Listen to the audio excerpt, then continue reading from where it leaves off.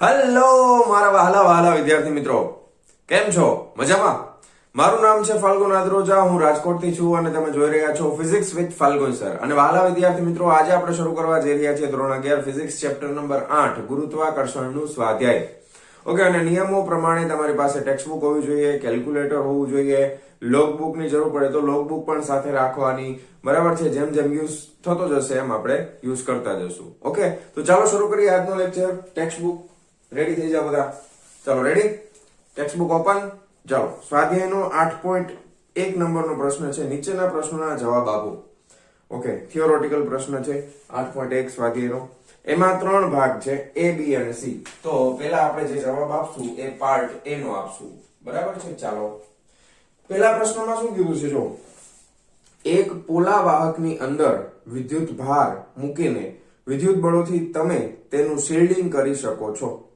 કોઈ પદાર્થને પોલા ગોળાની અંદર મૂકીને કે અન્ય રીતે તમે નજીકના દ્રવ્યની ગુરુત્વ અસરથી શિલ્ડ કરી શકશો? શિલ્ડ કરી શકશો? તો કે હા કે ના. બરાબર છે? પ્રશ્ન આ જવાબ આવશે ના. ઓકે, હવે તમને ઘણા બધા પ્રશ્નો થશે કે આ વિદ્યુત શિલ્ડિંગ એટલે શું ને વિદ્યુતનું શિલ્ડ કેમ કરી શકાય ને આમાં તો લખી નાખ્યું હોય 12મા ધોરણમાં આવશે આ બધું, વિદ્યુત શિલ્ડિંગ એટલે શું થાય એમ. પણ આપણને કેમ ખબર પડે કે વિદ્યુત શિલ્ડિંગ થશે કે નહીં? તો એને ગુરુત્વની સાથે કમ્પેર કરવાનું. બરાબર? તો હું પહેલા જવાબ શબ્દોમાં લખું છું પછી તમને ડિટેલમાં સમજાવું. પહેલા જવાબ લખશું આપણે ના. બરાબર? કે ગુરુત્વ બળો માધ્યમ પર આધાર રાખતા નથી. ઓકે, તેથી ગુરુત્વ બળથી બચવા માટે શિલ્ડિંગ લખ્યું છે ને, બચવા માટે શિલ્ડ ઉપયોગી નથી. ઓકે, ગુરુત્વ બળો માધ્યમ પર આધાર રાખતા નથી, તેથી ગુરુત્વ બળથી બચવા માટે શિલ્ડ ઉપયોગી નથી. આ જવાબ મેં લખી નાખ્યો. હવે તમને સમજાવવાનો વારો આવ્યો. હવે સમજાવવા માટે થોડુંક ધ્યાન રાખજો, વ્યવસ્થિત રીતે સમજીએ.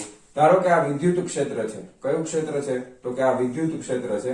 તમને કદાચ ન સમજાય તો ચિંતા ન કરતા, કારણ કે 12મા ધોરણની અંદર આપણે ડિટેલમાં જોવાના છે. વિદ્યુત ક્ષેત્ર છે અને અહીંયા આગળ એક વિદ્યુત ભાર મૂકેલો છે. બરાબર છે? આ કોઈ વિદ્યુત ભાર છે. વિદ્યુત ભાર બે પ્રકારના હોય, ધન વિદ્યુત ભાર અને ઋણ વિદ્યુત ભાર. આવું અમુક વસ્તુ તમે 10મા ધોરણમાં પણ ભણી ગયા છો એટલે થોડી ઘણી ખબર હશે તમને.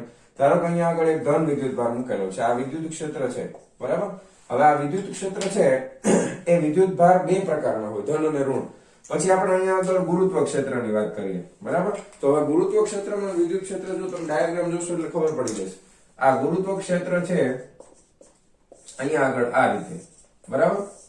ગુરુત્વાકર્ષણ બળ લગાડે છે. ધારો કે આ બાજુ કોઈ પૃથ્વી કે ગમે તે મોટો બહુ હેવી પદાર્થ છે અને અહીંયા કોઈ દળ રહેલું છે. હવે દળના પ્રકારમાં હોય ધન દળ ને ઋણ દળ ને એવું ન હોય. વિદ્યુત ભારના પ્રકાર હોય ધન અને ઋણ. બરાબર? તમે ધારો કે વિદ્યુત શિલ્ડિંગ ની વાત કરેલી છે તો વિદ્યુત શિલ્ડિંગમાં તમે અહીંયા કોઈ ગોળો મૂકી દો છો. આ વાહક ગોળો છે. કેવો ગોળો છે? તો કે વાહક ગોળો છે. હવે વાહક ગોળો હોય ને તો વાહક ગોળાની અંદર વિદ્યુત ભાર હોય, ધન વિદ્યુત ભાર અને ઋણ વિદ્યુત ભાર. મુક્ત ઇલેક્ટ્રોન હોય અને ધન વિદ્યુત ભાર હોય. હવે વિદ્યુત ક્ષેત્ર છે એ હંમેશા પ્લસ થી માઇનસ તરફ હોય. અહીંયા પ્લસ હોય, અહીંયા માઇનસ હોય. તો આ ગોળાની અંદર જેટલા મુક્ત ઇલેક્ટ્રોન હશે બધા મુક્ત ઇલેક્ટ્રોન અહીંયા ભેગા થશે. બરાબર છે? અને જેટલા ધન વિદ્યુત ભાર છે બધા અહીંયા ભેગા થશે. આવું શું કામ થાય છે? ડિટેલમાં ન સમજાય તો વાંધો નહીં, પણ પ્લસ છે તો એ માઇનસ ને પોતાની બાજુ આકર્ષિત કરે અને માઇનસ છે એ પ્લસ ને પોતાની બાજુ આકર્ષિત કરે. હવે પ્લસ અને માઇનસ જેવા બે વચ્ચે જગ્યા થાય ને એટલે પ્લસ છે એ પાછું માઇનસ ને પોતાના તરફ આ બાજુ આકર્ષિત કરે એટલે વિદ્યુત ક્ષેત્ર છે એ પ્લસ થી માઇનસ તરફ રચાવાનું ચાલુ થાય. આ રીતે આ બધું 12માં શીખવાના છીએ આપણે, પણ તમને જવાબમાં સીધી ખબર ન પડે ના કેમ આવ્યું એટલે હું તમને સમજાવું છું.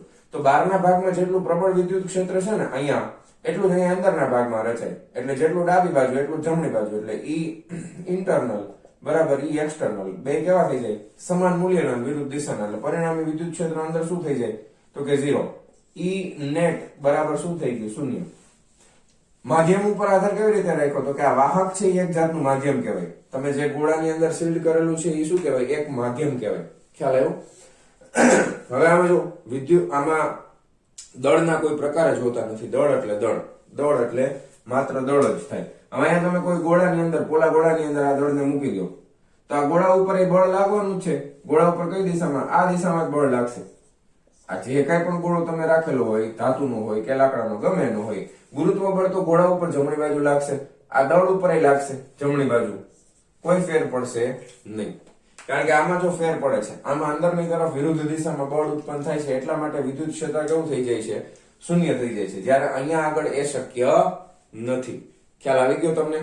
સમજાઈ ગયું? હવે આ આકૃતિ મેં તમને સમજાવવા માટે દોરી છે, પરીક્ષામાં દોરવાની જરૂર નથી. પરીક્ષામાં તમે જવાબમાં ના ગુરુત્વ બળ માધ્યમ પર આધાર રાખતા નથી, તેથી ગુરુત્વ બળથી બચવા માટે શિલ્ડ ઉપયોગી નથી, આટલું લખશો તો ચાલશે, કશો વાંધો નહીં આવે. રેડી?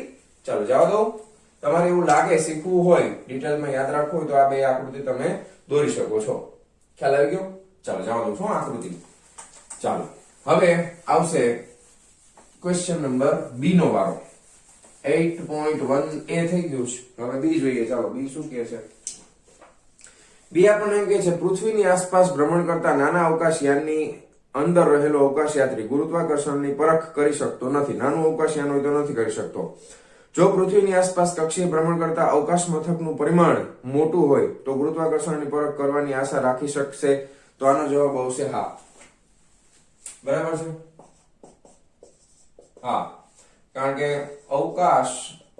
અવકાશયાન મોટું હોવાથી તેના બંને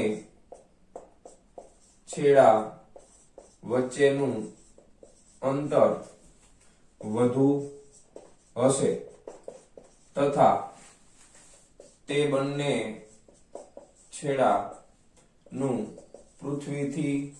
પૃથ્વીના કેન્દ્રથી અંતર અલગ અલગ હોવાથી ગુરુત્વ પ્રવેગ g નું મૂલ્ય અલગ અલગ મળશે. તેથી ગુરુત્વ પ્રવેગ g ની અસર વર્તાશે. હવે જો હું તમને આકૃતિની મદદથી સમજાવું. ધારો કે અહીંયા આગળ આ પૃથ્વી છે, બરાબર છે? હા, હવે અહીંયા કોઈ અવકાશયાન છે, એ ખૂબ વિશાળ છે. ધારો કે આ કોઈ અવકાશયાન છે, એનો આ અહીંયા તમે બેઠા છો, એનો આ એક છેડો છે એ પૃથ્વીના કેન્દ્રથી નજીક છે જો, અને એનો જે બીજો છેડો છે એ પૃથ્વીના કેન્દ્રથી દૂર છે.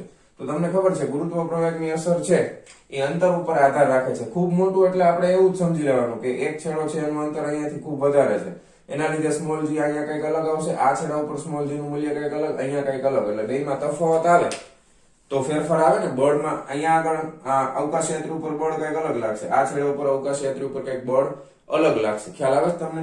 એટલા માટે એના ઉપર શું થશે તો કે ગુરુત્વ પ્રવેગની અસર એના ઉપર વર્તાશે. ગુરુત્વ પ્રવેગ સ્મોલ g ની અસર છે એ એના ઉપર વર્તાશે. અવકાશયાત્રી અંદરના ભાગમાં છે, ધ્યાન રાખજો. ખ્યાલ આવી ગયો તમને? એકદમ સિમ્પલ. કારણ કે અવકાશયાન ખૂબ મોટું, જનરલી આવડું મોટું અવકાશયાન હોય નહીં, એટલા માટે જનરલી વર્તાય નહીં, નાનું જ હોય. પણ આપણને રકમમાં લખ્યું છે બહુ વિશાળ છે, બહુ વિશાળ હોય તો વર્તાય. રેડી? ક્લિયર? ચાલો હવે આપણે આનો ત્રીજો પાર્ટ જોઈએ, એ બી અને સી. Part number C. ચાલો સી પાર્ટમાં શું કીધું છે? પ્રશ્ન નંબર સી માં એવું કીધું છે કે જો તમે પૃથ્વી પર સૂર્યને લીધે લાગતા અને ચંદ્રને લીધે લાગતા ગુરુત્વીય બળોની સરખામણી કરો તો તમને જણાશે કે સૂર્યનું ખેંચાણ બળ ચંદ્રના ખેંચાણ બળ કરતા મોટું છે. તમે આ બાબતને હવે પછીના સ્વાધ્યાયમાં આવતી વિગતોની મદદથી ચકાસી શકશો. આમ છતાં ભરતી પર ચંદ્રના ખેંચાણ બળની અસર ભરતી પરની સૂર્યની અસર કરતા મોટી છે. આવું શા માટે? બરાબર છે? તો જવાબમાં આપણે લખી શકાય કે ગુરુત્વાકર્ષણ બળ એ અંતરના વર્ગના વ્યસ્ત પ્રમાણમાં હોય છે. બરાબર છે? ગુરુત્વાકર્ષણ બળ ચલે છે 1/r², જ્યારે ભરતી અને ઓટની અસર જે છે એ ચલે છે 1/r².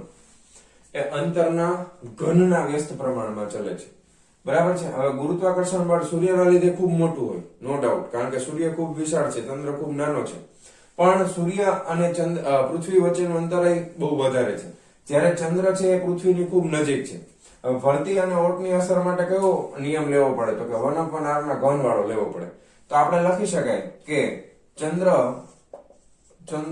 અને પૃથ્વી વચ્ચેનું અંતર એ સૂર્ય અને પૃથ્વી વચ્ચેના અંતરની સરખામણીમાં ઓછું હોવાથી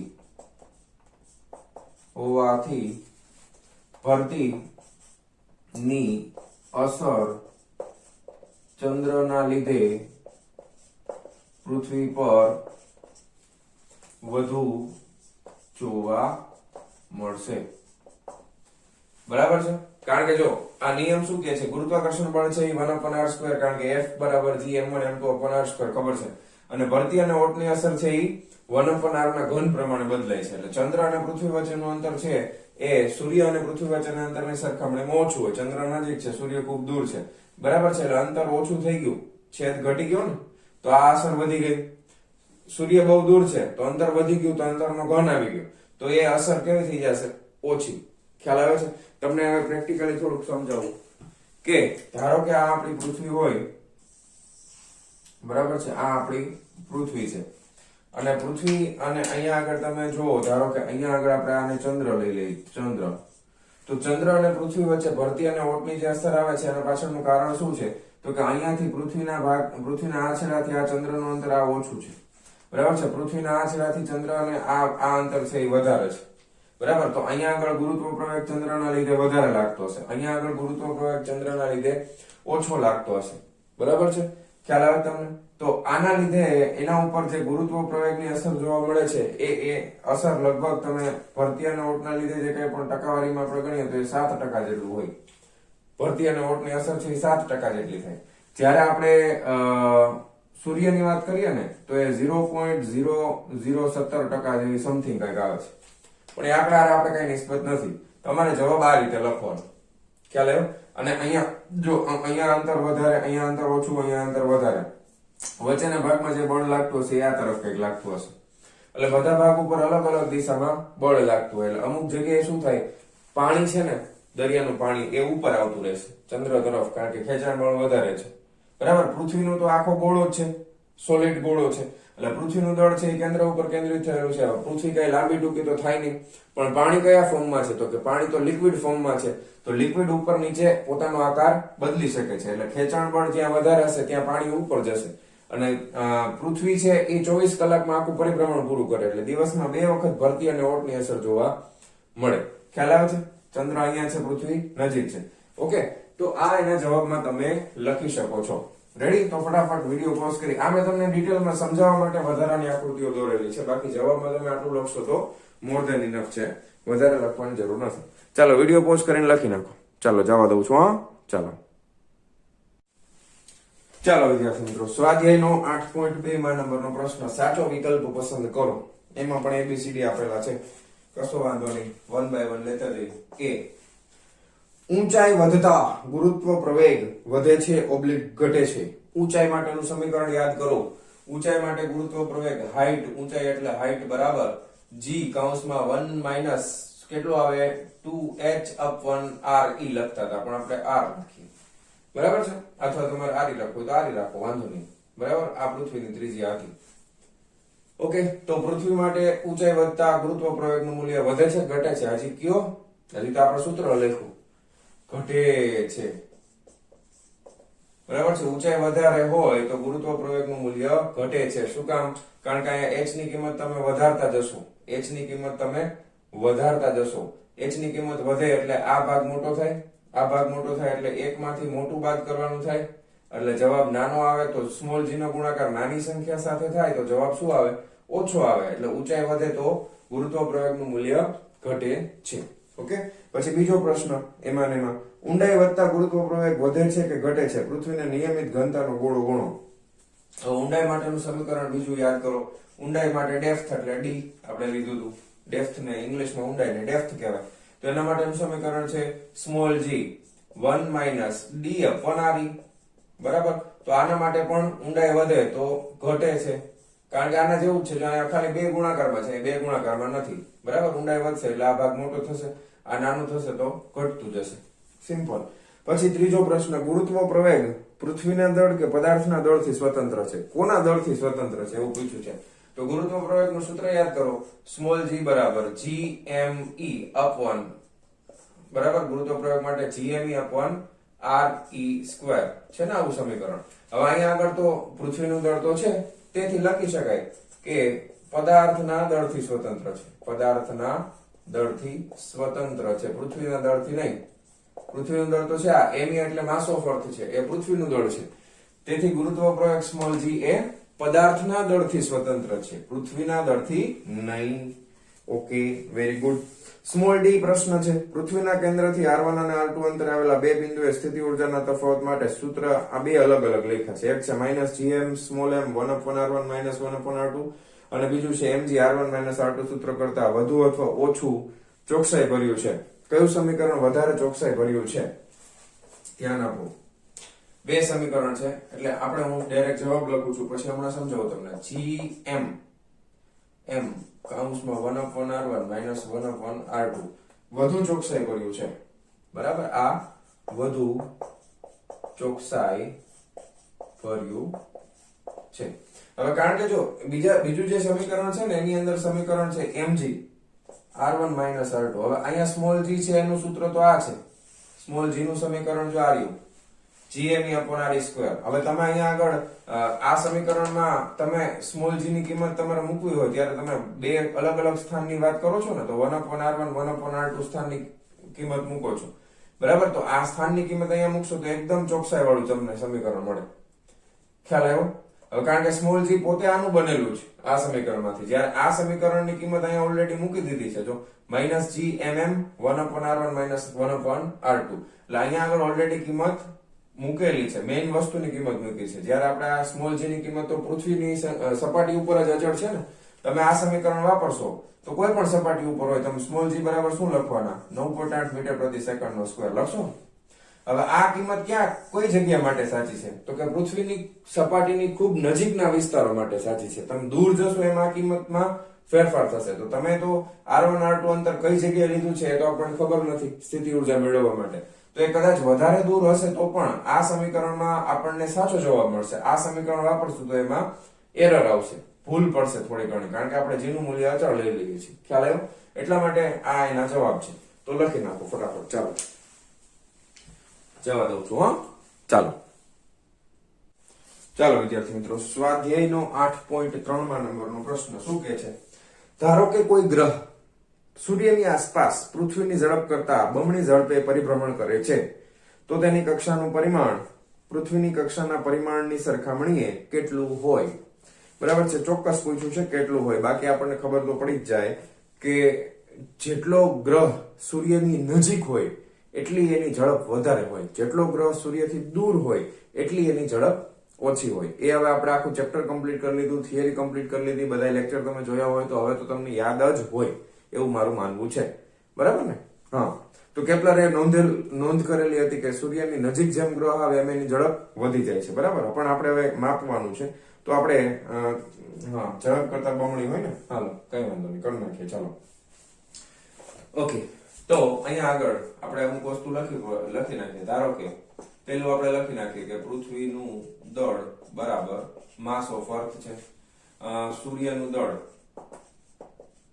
બરાબર માસ ઓફ સન છે, પછી ગ્રહનું દળ બરાબર માસ ઓફ પ્લાનેટ છે, MP માસ ઓફ પ્લાનેટ. તો પૃથ્વીની કક્ષાની ત્રિજ્યા બરાબર r લઈ લઈએ આપણે, તો ગ્રહની કક્ષાની ત્રિજ્યા બરાબર છે, ગ્રહની કક્ષાની ત્રિજ્યા છે અને r' લઈ લઈએ આપણે, ધારો કે r' છે. ઓકે, તો પૃથ્વી, હવે ઝડપ તમને ખાલી શબ્દ એવો લખ્યો છે ઝડપ બમણી છે, પણ તમારે હવે કોમન સેન્સ થી વિચારવું પડશે. પૃથ્વીની ઝડપ કરતા બમણી ઝડપે પરિભ્રમણ કરે છે. પરિભ્રમણ માટે ઝડપ કઈ આવે? કોણીય ઝડપ. બરાબર ને? ખ્યાલ આવ્યો તમને? તો પૃથ્વીની કોણીય ઝડપ બરાબર ઓમેગા લઈ લઈ અને ગ્રહની કોણીય ઝડપ બરાબર ઓમેગા ડેશ લઈ લઈ. બરાબર છે, કોઈ વાંધો નથી ને? ઓકે, હાલો. તો હવે પૃથ્વી માટે પહેલા પૃથ્વી અને સૂર્ય માટે કરીએ, પછી ગ્રહ માટે અને સૂર્ય માટે કરશું. તો પહેલા આપણે લઈએ પૃથ્વી અને સૂર્ય માટે. બે માટે સરખું જ આવશે. શું? તો કે પૃથ્વી અને સૂર્ય વચ્ચેનું ગુરુત્વાકર્ષણ બળ એ કયું બળ પૂરું પાડે છે? તો કે કેન્દ્રગામી બળ બરાબર ગુરુત્વાકર્ષણ બળ થશે. બરાબર છે? તો આપણે તમે લખી શકો કે ભાઈ કેન્દ્રગામી બળ બરાબર ગુરુત્વાકર્ષણ બળ. બરાબર છે? કેન્દ્રગામી બળ કેટલું થાય? તો કે mv²/r. mv²/r. તો કે કેન્દ્રગામી પૃથ્વી ગોળ ફરે છે ને એટલે માસ ઓફ અર્થ પછી એનો વેગ તો કે v² અપન પૃથ્વીની ત્રિજ્યા તો કે r બરાબર ગુરુત્વાકર્ષણ બળ કોની કોની વચ્ચે છે? સૂર્ય અને પૃથ્વી વચ્ચે. તો g m1 m2 એટલે એક માસ ઓફ સન આવશે, એક માસ ઓફ અર્થ આવશે અપન r² એટલે અહીંયા આગળ r નો સ્ક્વેર આવી જશે. અહીંયા સામસામેથી માસ ઓફ અર્થ કેન્સલ થઈ જશે. ખ્યાલ આવી ગયો? ઓકે. પછી mv અહીંયાથી સામસામે એક r કેન્સલ થઈ જશે. પછી આપણને ખબર છે કે v અને ઓમેગા વચ્ચેનો સંબંધ શું છે? તો કે vr ઓમેગા. અમે ઓમેગા છીએ તો v ની જગ્યાએ r ઓમેગા મૂકી દઈએ એટલે r નો સ્ક્વેર ઓમેગા નો સ્ક્વેર ઇઝ ઇક્વલ ટુ શું થઈ જશે? તો કે g ms અપોન r થઈ જશે. બરાબર. હવે તમે ઓમેગા સ્ક્વેર ને કરતા બનાવો તો ઓમેગા સ્ક્વેર બરાબર g ms અપોન r નો ઘન. તો આને આપણે આપી દઈએ સમીકરણ નંબર 1. ઓકે. હવે બીજું આપણે લખશું સૂર્ય અને ગ્રહ અને સૂર્ય માટે. ગ્રહ અને સૂર્ય માટે. બરાબર. ગ્રહ અને સૂર્ય માટે તમે લખો તો અહીંયા આગળ આવશે માસ ઓફ પ્લાનેટ અને અહીંયા એના વેગ નો વર્ગ ના છેદમાં પ્લાનેટ ની ત્રિજ્યા r ડેશ આપણે લીધી છે.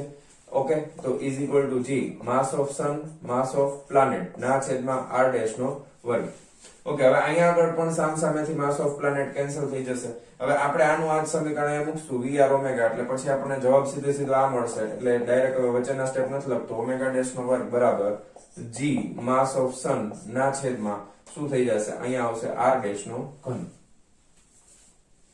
ખ્યાલ આવી ગયો? સમજાણું તમને?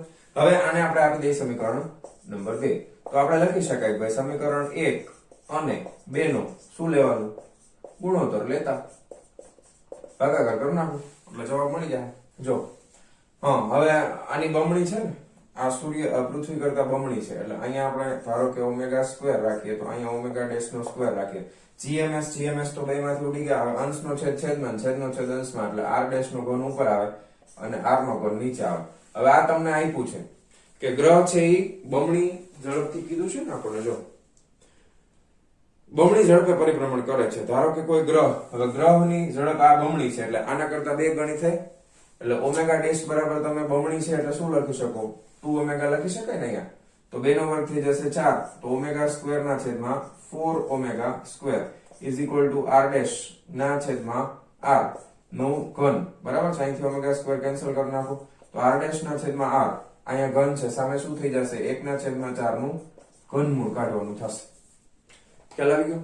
1 ના છેદમાં 4 નું ઘનમૂળ કાઢવાનું થાય. તો r ડેશ બરાબર r ઇન્ટુ 1 ના છેદમાં 4 આનું ઘનમૂળ.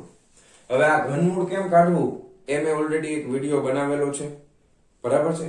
ઘનમૂળ કેમ કાઢવું, લોગ બુક માંથી લોગ કેવી રીતે જોવા, એન્ટી લોગ કેવી રીતે જોવા, કેલ્ક્યુલેટર ની મદદથી લોગ કેવી રીતે મેળવી શકાય, કોઈ પણ સંખ્યાનું ઘનમૂળ કેવી રીતે કાઢી શકાય, વર્ગમૂળ કેવી રીતે કાઢી શકાય એનો વિડીયો ઓલરેડી બનાવેલો છે. બરાબર. તો અહીંયા આગળ લખું છું 2 4 8 2. બરાબર. હવે ઘનમૂળ આપણે કાઢીએ છીએ. સાદું કેલ્ક્યુલેટર કાઢો બધાય. સાદું કેલ્ક્યુલેટર. ઓકે. જેનું ઘનમૂળ 1 ના છેદમાં 4 નું કાઢવું છે તો 1/4 કરી નાખો. બરાબર છે? 1/4 કરી નાખ્યા પછી 2 વાર જે જવાબ આવ્યો 0.25 આવે. બરાબર. 2 4 8 2 એટલે પેલા 2 વખત વર્ગમૂળ દબાવો 1 2. બરાબર. પછી ગુણાકારની નિશાની પછી 4 વાર દબાવો 1 2 3 4. પછી પાછી ગુણાકારની નિશાની 1 2 3 4 5 6 7 8. પછી ગુણાકારની નિશાની 1 2 પછી ઇક્વલ ટુ દબાવો. બરાબર. એટલે જવાબ તમારી સામે આવશે 0.6299 એટલે 0.63 આવ્યું. બરાબર. 0.63 0.63 r. ઓકે. તો ગ્રહની ત્રિજ્યા છે, ગ્રહનું પરિમાણ એટલે શું થાય? ગોળ વસ્તુ હોય તો એનું પરિમાણ ત્રિજ્યા આવે. ખ્યાલ આવ્યો? ગોળ વસ્તુ છે તો એનું પરિમાણ શું આવે? એની ત્રિજ્યા આવે. તો ગ્રહની ત્રિજ્યા છે એ પૃથ્વીની ત્રિજ્યા કરતા 0.63 ગણી હશે. કેટલી હશે? 0.63 ગણી ઓછી. 0.63 એટલે 1 કરતા નાનું થયું ને, એટલે પૃથ્વીની ત્રિજ્યા કરતા એની ત્રિજ્યા ઓછી હશે. મેં તમને કીધું હતું ને પેલા કે સૂર્યની નજીક હોય તો જ ઝડપ વધારે આવે. તો આ એનો જવાબ છે. આ એક ટ્રીક છે અને એના માટે મેં તમને કીધું કે મારી ચેનલ ઉપર ઓલરેડી વિડીયો છે, તમે સર્ચ કરશો તો મળી જશે. બરાબર? 2 4 8 2 યાદ રાખવાનું છે. ઓકે, લોગ એન્ટીલોગ કઈ રીતે મેળવવા. રેડી? પેલા 2 વાર વર્ગમૂળ, પછી ગુણાકારની નિશાની, 4 વાર વર્ગમૂળ, ગુણાકારની નિશાની, 8 વાર વર્ગમૂળ, ગુણાકારની નિશાની, 2 વાર વર્ગમૂળ ઇક્વલ ટુ, એટલે તમને જવાબ મળી જશે. સાદા કેલ્ક્યુલેટરમાં થાય. ફટાફટ વિડીયો પોઝ કરીને લખી નાખો. ચાલો જવા દઉં છું. ચાલો વિદ્યાર્થી મિત્રો, સ્વાધ્યાયનો 8.4 નંબરનો પ્રશ્ન શું કહે છે? ગુરુના એક ઉપગ્રહ આયો નો કક્ષીય આવર્તકાળ 1.769 ડેઝ છે, એટલે બહુ નાનો થયો, અને કક્ષીય ત્રિજ્યા 4.22 ગુણ્યા 10⁸ મીટર છે. દર્શાવો કે ગુરુનું દળ સૂર્યના દળના 1000માં ભાગનું છે. ગુરુનું દળ સૂર્યના દળના 1000માં ભાગનું છે. હવે એક વસ્તુ થિયરીમાં આપણે યાદ નથી રાખી, પણ હવે તમને કહું છું અત્યારે યાદ રાખી લેજો. આપણે યાદ રાખવાનું છે શું? તો કે સૂર્યનું દળ છે ને, માસ ઓફ સન, એ કેટલું છે? તો કે 2 ગુણ્યા 10⁻30 કિલોગ્રામ જેટલું છે. એપ્રોક્સિમેટલી કેટલું છે? 2 ગુણ્યા 10⁻30 કિલોગ્રામ. કોનું દળ છે? સૂર્યનું. કેટલું છે? 2 ગુણ્યા 10⁻30 કિલોગ્રામ. કેટલું છે? 2 ગુણ્યા 10⁻30 કિલોગ્રામ. કોનું દળ છે? સૂર્યનું. બસ ગોખવાનું જ છે. હવે આમાં કઈ જે કઈ પણ હોય ગોખવું પડે. સૂર્યનું દળ તમને યાદ હોય તો જ આ ગણતરી કરી શકાય ને. બરાબર? તો આ વસ્તુ એક ગોખવાની છે. હવે ધ્યાન રાખો, કક્ષીય આવર્તકાળ આપણને આપેલો છે કોનો? તો કે ગુરુ, એટલે એને જ્યુપિટર કહેવાય, અને એનો એક ઉપગ્રહ છે. બરાબર છે? હા, ગુરુનો. તો આપણે લખી નાખી કે આવર્તકાળ એટલે T, તો ઉપગ્રહનો આવર્તકાળ T ઇઝ ઇક્વલ ટુ, તમારે લખો તો લખી શકો, જ્યુપિટર સેટેલાઇટ TJS. બરાબર? આવર્તકાળ છે. હવે આ દિવસમાં છે, એ આપણને ખબર છે, એ નડે. દિવસમાં રખાય નહીં. કેમાં ફેરવવું પડે? સેકન્ડમાં ફેરવવું પડે ને. તો સેકન્ડમાં ફેરવતા તો તમને આવડે છે 1.69 દિવસ. 1 દિવસ 24 કલાક, 1 કલાક 60 મિનિટ, 1 મિનિટ 60 સેકન્ડ. બરાબર? તો આ પેલા તો સેકન્ડમાં પેલા ફેરવી જ નાખી, પછી નડે નહીં આપણને. જો બરાબર? તો એ 1.769 multiplied by 24 multiplied by 60 multiplied by 60 is equal to this. બરાબર છે? તો એ કેટલો એવું? હવે હું પોઈન્ટમાં પહેલેથી લખું છું, 1.528416 આવું છે ખરેખર, ઇન્ટુ 10 મેં પોઈન્ટમાં ફેરવીને લખું છું 1 2 3 4 ને 5 10⁵ સેકન્ડ. બરાબર? કારણ કે મને ખબર છે અહીંયા વર્ગ આવશે એટલે તમને ખબર છે આનો વર્ગ કરવા જાય એટલે કેલ્ક્યુલેટરમાં આંકડા ઘટે, પછી એરર આવે સાદા કેલ્ક્યુલેટરમાં. લેવું નહીં કરવાનું, એક આંકડા પછી પોઈન્ટ મૂકી દેવાનું. ભલે અત્યારે તમારે બધા આંકડા લખવો હોય તો વાંધો નહીં, પછી જેમ જરૂર પડે એમ આપણે લખતા જશું. ખ્યાલ આવ્યો? હા, તો એક પેલો ડેટા આપણે લખ્યું, પછી આગળ અને કક્ષીય ત્રિજ્યા, પછી અહીંયા લખી નાખો ભાઈ કક્ષીય ત્રિજ્યા. ઓકે, કક્ષીય ત્રિજ્યા માટે r of Jupiter satellite is equal two કેટલા છે? તો કે 4.22 ગુણ્યા 10⁸ મીટર. 4.22 ગુણ્યા 10⁸ મીટર છે. તો દર્શાવો કે ગુરુનું દળ સૂર્યના દળના 1000માં ભાગનું છે. હવે આપણી પાસે કેપ્લરનો ત્રીજો નિયમ છે ઓલરેડી, તો લખી શકાય કે ભાઈ કેપ્લરના ત્રીજા નિયમ પ્રમાણે, કેપ્લરનો ત્રીજો નિયમ શું છે? તો કે આવર્તકાળનો વર્ગ બરાબર શું આવે? 4π² gm. અત્યારે ઈ નથી લખતું, યાદ રાખજો. t² બરાબર 4π² gm, અને અહીંયા આવી જશે r નો સ્ક્વેર. હવે આ કોના માટે વાત કરીએ છીએ આપણે? તો કે આ એક ગુરુના ગ્રહ માટે વાત કરીએ છીએ. હવે આપણે સૂર્યની અહીંયા આગળ તમે જો આવર્તકાળ છે આપણી પાસે. હવે આ માસ ઓફ જ્યુપિટર આવશે ને, કોનું દળ આવે? જ્યુપિટર એટલે ગુરુનું દળ આવે ને, માસ ઓફ જ્યુપિટર. એની ફરતે જ ઉપગ્રહ ફરે છે ને, તો આપણને જ્યુપિટરનું દળ મળી જાય કે નહીં? Mass of Jupiter is equal to 4π² g t². હવે અહીંયા આગળ ટી એટલે જુપિટરનું ઉપગ્રહનો, બરાબર, અને આ આર પણ કોની, તો કે જુપિટરના ઉપગ્રહની છે. અરે અહીંયા ઘન આવશે, સોરી, અહીંયા શું આવશે, ઘન. યાદ આવી ગયું સમીકરણ? પાકું? એટલે બસ હવે આપણે અહીંયા કિંમત મૂકવાની છે, ચ ગુણ્યા પાય એટલે 3.14 નો વર્ગ ગુણ્યા 4.22. આને છે ને 4.22 નો ઘન લખી નાખું, અને આ 8 દુ 16 8 તેરી 24, તો 10 ની 24 ઘાત કરી નાખું. ના છેદમાં જી 6.67 ગુણ્યા 10 ની -11 ઘાત. મોઢે હોવું જોઈએ બધું. અને આ આપણે ગોતી લીધો. હવે અહીંયા 1.5284 લખું છું, કારણ કે એનો આપણે કરવાનો છે વર્ગ. પાછળના બે આંકડા નથી લખતો. અને 5 દુ ને 10, તો 10 ની 10 ઘાત આ થઈ ગઈ, બરાબર. હવે આની ગણતરી જરાક કરવાની છે, સરકે જરાક હમણાં થઈ જાય, ફટાફટ કરો. 3.14 ગુણ્યા 3.14 ગુણ્યા 4 ગુણ્યા 4.22 ગુણ્યા 4.22 ગુણ્યા 4.22. ઘન છે એ ભૂલવો નહીં. એના બરાબર થઈ ગયા 2, ઉપર આવે છે 2963.85. ઓકે, હવે છેદનું કરી નાખીએ, ઘાતનું પછી કરશું, બરાબર. ચાલો કરી નાખીએ 6.67 ગુણ્યા 1.5284 ગુણ્યા 1.5284. આ એટલા માટે કરું છું કે જવાબ આપણો ચોક્કસ ની નજીક આવે એકદમ. 15.58 નીચે એવું 15.58 ગુણ્યા 10 ની ઉપર છે 24 ઘાત. છેદમાં જો આ +10 છે, -11 છે, તો -1 ઘાત આવી, તો ઉપર જાય એટલે 1 ઘાત વધે એટલે 25 થઈ જાય. ખ્યાલ આવ્યો ને? બરાબર. આ 10, આ -11 એટલે -1 ઉપર ગઈ તો પ્લસ થઈ ગઈ, તો આ થઈ ગઈ. હાલો હવે ભાગાકાર કરી નાખો. 2963.85 divided by 15.58 is equal to 190.23. 190.23 આવું આવે છે, બરાબર, into 10⁻²5. હવે આને આપણે છે ને 2 પોઈન્ટ આ બાજુ ખસેડી દીધું. 1.9 into 2 પોઈન્ટ ખસેડ્યા એટલે 25 2 27 થઈ ગઈ, બરાબર. હવે આને એપ્રોક્સિમેટલી 1.9 આપણે લખી નાખ્યું છે 2 છે, અને આ 1.9 છે, એટલે આને આપણે એપ્રોક્સિમેટલી 2 ગુણ્યા 10 ની 27 ઘાત કિલોગ્રામ લખી શકાય. કોનું દળ છે આ? માસ ઓફ જ્યુપિટર, એટલે ગુરુનું દળ છે. તો ગુરુનું દળ છે એ 1000માં ભાગનું ઓછું છે. હવે બંનેના સૂર્ય તથા ગુરુ ના દળ નો ગુણોત્તર લેતા, બેના દળનો ગુણોત્તર લ્યો. ચાલો એટલે હમણાં જવાબ ખબર પડી જાય. ગુણોત્તર લેતા ઉપર આવશે માસ ઓફ સન, છેદમાં આવશે માસ ઓફ જ્યુપિટર, એટલે ગુરુનું દળ. આ 2 ગુણ્યા 10 ની 30 ઘાત અને આ 2 ગુણ્યા 10 ની 27 ઘાત. જવાબ કેટલો આવે? 1000 આવે, બરાબર. તેથી mass of sun is equal to 1000 ગુણ્યા માસ ઓફ જ્યુપિટર. ઓકે, તો ગુરુ કરતા સૂર્યનું દળ છે એ 1000 ગણું વધારે છે. આટલા ગણું થઈ ગયું ને?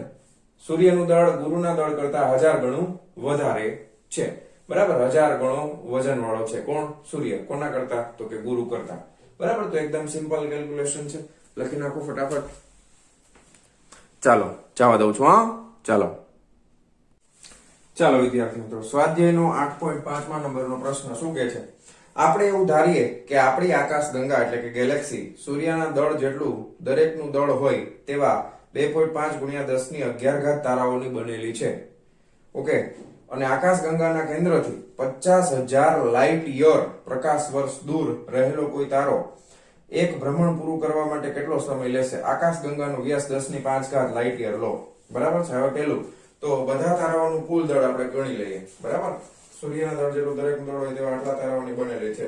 તો અથવા તો તમે એમ સમજી શકો કે આકાશ ગંગાનું કુલ દળ, એવું લખી નાખીએ, બરાબર. તો આપણે લખી નાખીએ ભાઈ આકાશ ગંગાનું કુલ દળ એમ બરાબર સૂર્યનું દળ આપણને ખબર છે. સૂર્યનું દળ કેટલું થાય? માસ ઓફ સન, બરાબર, 2 ગુણ્યા 10 ની 30 ઘાત. હમણાં આગળના દાખલામાં જોયું આપણે. અને એવા કેટલા તારાઓ છે? તો કે 2.5 ગુણ્યા 10 ની 11 ઘાત ગુણ્યા 10 ની 11 ઘાત તારાઓ છે, એટલે 25 દુ 50, એટલે 5 ગુણ્યા 10 ની 30 ને 40 ને 41 કિલોગ્રામ થાય. હાલો, બરાબર. ઓકે, હવે આકાશ ગંગાના કેન્દ્રથી આટલા દૂર રહેલો કોઈ એક તારો, હવે એના કેન્દ્રથી કેટલો દૂર રહેલો છે? તો કે આટલા પ્રકાશ વર્ષ દૂર રહેલો છે. તો કે તારા કોઈ એક તારો છે, એટલે તારાની કક્ષીય ત્રિજ્યા થઈ કે નહીં? બરાબર. આપણે એવું ધારી લઈએ છીએ કે આકાશગંગામાં બધા તારા ફેલાયેલા નથી, પણ આખા સમૂહમાં છે અને આખી આકાશગંગાનું દળ આમ કેન્દ્રમાં કેન્દ્રિત થયેલો છે એવું ધારવું પડશે. અને પછી કોઈ એક તારો છે એની ફરતે ભ્રમણ કરે છે એવું આપણે માની લઈએ. તો તારાની કક્ષીય ત્રિજ્યા કેટલી થાય છે? તો કે તારાની કક્ષીય ત્રિજ્યા સ્મોલ r બરાબર આપણે લખી નાખીએ 50,000 પ્રકાશ વર્ષ. Okay, ly. હવે યાદ કરો, પ્રકાશ વર્ષ એટલે કેટલા મીટર અંતર થાય? પ્રકરણ નંબર 2, 1 પ્રકાશ વર્ષ બરાબર, યાદ કરો કે લખી નાખું યાદ છે ને? 9.46 ગુણ્યા 10⁻15 મીટર થાય. પ્રકાશે એક વર્ષમાં કાપેલું અંતર, પ્રકાશની ઝડપ કેટલી લે છે? 3 ગુણ્યા 10⁸ મીટર પ્રતિ સેકન્ડ. અને એ પ્રમાણે એક વર્ષની અંદર પ્રકાશે કેટલું અંતર કાપ્યું હોય? તો કે 9.46 ગુણ્યા 10⁻15 મીટર જેટલું અંતર એને કાપેલું હોય. બરાબર છે? ઓકે. હા, હવે આપણે એક કામ કરીએ, આને 9.46 ગુણ્યા 5 ગુણ્યા 10 આ 1 2 3 ને 4 5 ને 4 9 એટલે 19 મીટર કરી નાખીએ. બરાબર ને? 50,000 છે કે? હા, 50,000. હા, હવે આપણે સમય ગણવાનો છે. તો હમણાં જ જોયું હતું, કયો નિયમ આવશે? કેપ્લરના ત્રીજા નિયમ પ્રમાણે. કેપ્લરના ત્રીજા નિયમ પરથી કેપ્લરનો ત્રીજો નિયમ શું કહે છે? તો કે આવર્તકાળનો વર્ગ બરાબર 4π² gm ઇન્ટુ અહીંયા આવી જશે r નો ઘન. બરાબર. હવે આપણી પાસે દળ છે. હા, હવે આવર્તકાળ જ જોઈએ છે ને, તો આવર્તકાળ માટે પહેલા તો ડાયરેક્ટ હવે વર્ગમૂળ કાઢી નાખશું, પછી વર્ગ છેલ્લે કાઢશું. 4 ગુણ્યા આ 3.14 નો વર્ગ ગુણ્યા r આપણી પાસે છે 9.46 ગુણ્યા 5 એનો કરી દેવાનો છે ઘન ગુણ્યા 19 દુ 38 19 તેરી 57 એટલે 10⁻57 થઈ જાય. મીટરમાં આવશે ને? બરાબર. Okay, ready. ના છેદમાં g કેટલા છે? તો કે 6.67 ગુણ્યા 10⁻11 ગુણ્યા કુલ દળ કેટલો આવ્યો? તો કે 5 ગુણ્યા 10⁻41 ઘાતનું બધું પછી કરીએ આપણે. બરાબર. થોડુંક લાંબુ કેલ્ક્યુલેશન છે પણ બીવાનું નહીં. બરાબર, હું છું ને? તો 3.14 ગુણ્યા 3.14 ગુણ્યા 4 ગુણ્યા 9.46. એક કામ કરીએ, આ 9.46 ગુણ્યા 5 પેલા કરી નાખી. 9.46 ગુણ્યા 5 એટલે નડતું બંધ થાય. 47.3 છે આ. બરાબર. આ 47.3 આવ્યું ને, તો ગુણ્યા 10⁻19 ઘાત છે એટલે 1.73 ગુણ્યા 10⁻20 કરી નાખી. બરાબર. હવે આનો પાછો ઘન હતો ને એટલે અહીંયા 60 કરી નાખી અને આનો ઘન કરી નાખી. કેનો? તો કે 4.73 નો ઘન. રેડી? હવે આ મજા આવશે. ઓકે, હવે કરો 4 ગુણ્યા 3.14 ગુણ્યા 3.14 ગુણ્યા 4.73 ગુણ્યા 4.73 ગુણ્યા 4.73 ઇઝ ઇક્વલ ટુ 4173.52. 4173.52 ભાગાકારમાં શું આવે છે? ધ્યાન આપો. 41 ભાગ્યા સીધું ભાગાકાર જ કરી નાખવાનું એટલે આપણે પરફેક્ટ જવાબ આવે 6.67 ઇઝ ઇક્વલ ટુ આટલા. એને પાછા ભાગ્યા 5 ઇઝ ઇક્વલ ટુ આટલા. 125.14 આવ્યું. અચ્છા, સીધો જવાબ જ આવ્યો મારે. સીધો જવાબ જ લખું, તમે લખજો 125.14 ગુણ્યા ઘાતનું કરી નાખી 10⁻60 ઘાત અહીંયા હતી. 41 માંથી 11 ગયા એટલે કેટલા વધ્યા? 41 માંથી 1 ગયા એટલે 40, 40 માંથી 10 જાય એટલે 30. આ 30 ઉપર ગયા એટલે -30 થાય એટલે 30 માઇનસ કરો એટલે 30 વધે. બરાબર ને? એટલે 10⁻30 ઘાત વધશે ને? બરાબર. હવે આ તો t નો વર્ગ છે, તેથી આવર્તકાળ t જોતો હોય એટલે આનું વર્ગમૂળ કાઢવું પડે. બરાબર. હવે 125 નું વર્ગમૂળ કાઢો એટલે 11.18 આવે છે. આ 11.18 આવે છે અને આનું વર્ગમૂળ કાઢો એટલે અડધા થાય. 15 દુ 30 10⁻15 ઘાત આવે. આ કેમાં આવે? તો કે આ સેકન્ડમાં આવે. આપણે વર્ષમાં જોઈશું. બરાબર. આ 186 છે. હવે આને વર્ષમાં ફેરવવું હોય તો ધ્યાન આપો, શું કરવું પડે? આ t બરાબર વર્ષમાં ફેરવવું છે ને, તો 11.186 ગુણ્યા 10⁻15 ઘાત ભાગાકારમાં આવશે. વર્ષમાં ફેરવવું છે 365 દિવસ, એક દિવસમાં 24 કલાક, એક કલાકમાં 60 મિનિટ, એક મિનિટમાં 60 સેકન્ડ. બરાબર. આટલા બધા વડે ભાગવું પડે. એટલે આ થોડુંક પડે અઘરું, બરાબર, કઈ વાંધો નહીં, હમણાં કરી નાખીએ. જો ભાગાકારમાં ધ્યાન આપજો. 6 6 36 પેલા કરી નાખો, ગુણ્યા 24 કરી નાખો, ગુણ્યા 365 કરી નાખો, એટલે 31 53 60. આના બરાબર શું આવશે? 31 53 60 ગુણ્યા 10 ની 2 ઘાત આવે છે, બરાબર. હવે આને પણ હું એક પોઈન્ટમાં 1 2 3 4 ને 5 5 ને 2 7 થઈ ગયા. ઓકે, એટલે 11.186 11.186 ભાગ્યા 3.153 3.153 અને પાછો છગડો, બરાબર 3.54 આવે છે. કેટલા આવે છે? 3.54 પછી સાતડો આવે છે એટલે 3.55 લખી નાખી, ગુણ્યા 10 ની 7 દુ 14 ને 15 એટલે 10 ની 8 ઘાત યર આવશે, અથવા તો ગુજરાતીમાં લખો તો વર્ષ લખી નાખો. આટલા વર્ષનો સમય લાગે, બરાબર. સૂર્યને આકાશગંગાના કેન્દ્રની ફરતે એક પરિભ્રમણ પૂરું કરવા માટે આટલા વર્ષનો સમય લાગે. 3.55 ગુણ્યા 10 ની 8 ઘાત વર્ષનો સમય લાગે. આખા સૂર્યને આકાશગંગામાં પરિભ્રમણ કરવા માટેનો સમય છે કોઈ પણ એક સૂર્યનો, જેનું અંતર આટલું હોય, બરાબર. તો બહુ સરસ એક્ઝામ્પલ છે, ફટાફટ વિડીયો પોઝ કરીને લખી નાખો, બરાબર. ચાલો જવા દો, ક્લિયર. તો મારા વહાલા વિદ્યાર્થી મિત્રો, આજનો આ લેક્ચર આપણે અહીંયા પૂરો કરીએ છીએ. મળીએ છીએ નેક્સ્ટ વિડીયો લેક્ચરમાં આના પછીના સ્વાધ્યાયના દાખલાઓની સાથે. ત્યાં સુધી આવજો.